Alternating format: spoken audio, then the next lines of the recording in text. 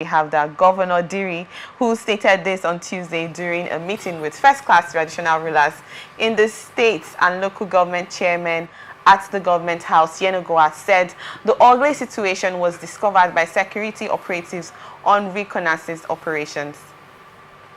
The report I received recently is that at illegal bunkering sites, they now have children and women, which is a dimension I have never heard before, he said.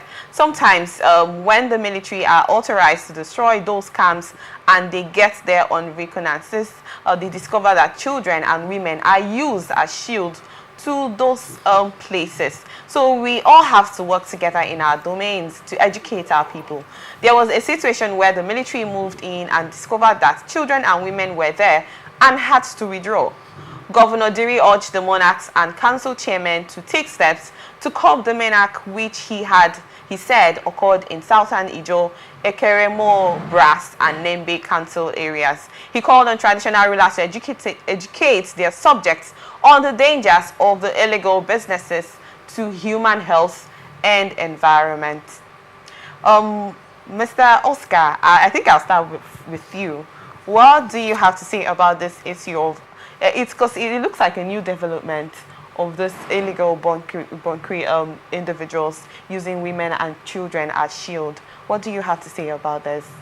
First, I want to sincerely condemn the statement of His Excellency, the Theft-Diri. Why? Because it is within its constitutional responsibility to embark on a sensitization program and reorientation programs, and then set up programs that will engage those children and the youth meaningfully, and not to call on the traditional rulers in their various domains to take that lead. He is the governor of the state. He is the #1 citizen of the state.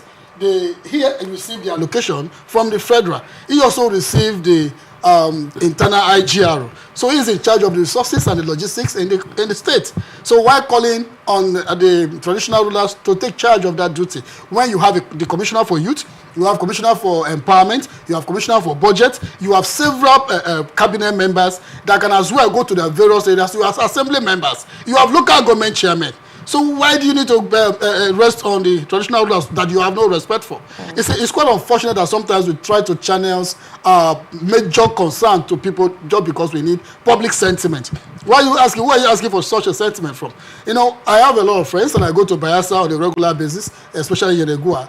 And I think it's quite unfortunate that the current situation that people of Yenagoa are suffering right now is not supposed to be so. I don't know if Bayelsa is caused with their leaders or governors, but it seems to be caused or be under cause because none of their governors are ready to do anything or to change the attitude or the environment. So why, you talk about land reclamation. When was the last time? Sorry, Mr. Oscar, you condemned the thoughts coming from Diri that he should not refer the issue of tackling this situation to the council and monarch of the local government areas. You know, I feel that in often on certain situations, this whole thing starts from the grassroots, where this monarch, these traditional rulers can, you know, have a one heart-to-heart conversation before the government comes in. You can also have your thoughts on that, why you feel he should have handled it himself, you know. But like in my own thoughts, I feel he had a reason why he said this traditional rulers to actually talk to them and educate them of the implications involved. Now, look at it from this way. Before results or before voting result will be sent to collation center, it first start from the unit. So talking about being on ground, I think the governor should be more on ground than the traditional rulers, because the voting start from the polling units, where exactly if the governor fails from his polling unit, it's automatically that it is not on ground, it is not polling unit. So it should be on ground to understand why this is happening and what is the cost of it. What is responsible for youth, our children, to be involved in bunkering, if not poverty, if not unnecessary means of engagement, if not that the government is not concerned about governance, if not that the government is not proactive in terms of making sure that the well-being and the demands of the people are topmost priorities. What could let the children into bunkering? So looking at it, I think the poor result goes back to him, because he is saddled with the responsibility of ensuring that there is a level of poverty eradication. So what is he doing? Or is he actually acting in line with the current president that has no intention of making Nigeria better? Is that the kind of governor we are having? Because if the governor has a good intention and wants to do better than the current situation we are facing right now, we are aware that Nigeria currently is facing a serious set of downfall. We are aware that currently Nigeria is on a course, and Nigeria actually is undergoing a very serious level of transformation in a hard way. Okay. Now, if we must do something better, knowing very well that Mr. President Bola Ahmed Tinubu is not concerned about Nigerians, then you, the governor of a state, you are not also concerned about your citizens in your state. Okay. Then it's totally unacceptable. Okay, quickly, the purpose or the poverty we have in our various states, the governors can contribute or remove or reduce poverty level amongst tiers of youth in the local government and at the state level. Now, let me hold your thoughts on that. I want to hear from Mufasa. Mr. Oscar is actually, from his point of view, saying that this, what Diri is saying, yes, he could actually have his reason, but this is not the main concern here. He should actually tackle the reason why these women and children are used as shield, isn't it? But I want to get your thoughts about this. Do you agree with Mr. Oscar said that Diri should have actually faced the main reason why those women and children are used as shield and the issue of this illegal bunkering that has been mentioned? Well, thank you very much. For me, I think Oscar actually made some very salient points, okay?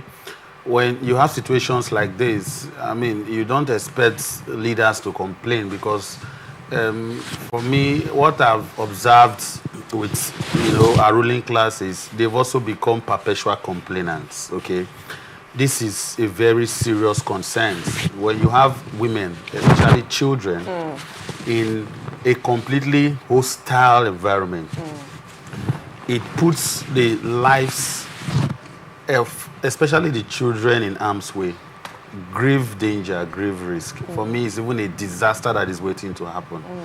The same complaint they usually tell us when they want to give flimsy excuses why they couldn't, root out banditry and terrorist elements from the northeast and the northwest. They'll tell you that these people use women and children as human shield. That even the Sambisa forest, they have families living there. They cannot just go in there with all their Okay, so in essence, these are more like excuses that have been used flimsy, or put in place instead of tackling the main situation. And over again. Now, they made mention of reconnaissance, approach where you send in people to gather information. Okay. And as an advanced military formation, because that is how it should be. This is the 21st century. We do not expect to be doing the same analog system that we are used to. Once you have gotten the necessary information and you've discovered that women and children are living in a completely hostile environment, I think the first thing to do is to look for a systematic way of getting the soft targets out from the hostile environment. Okay. Then you can now move in to carry out your operations. But once you now begin to, like you are complaining, and these same criminal elements who are involved in these illegal bunkering activities, they also listen to the news. They read the newspapers. They know what are your militating factors. Okay. They know that you have come up with this kind of excuses, and obviously what it implies is that you cannot do anything. You are in a helpless situation. For me, in as much as I also agree with my brother here that the government should also try and consider what would even make able-bodied young men from the region to go into such criminal venture. Yeah. It could be that there is lack of jobs, lack of meaningful engagement and all of that. That is also the responsibility of government to look into and see how to engage these boys meaningfully.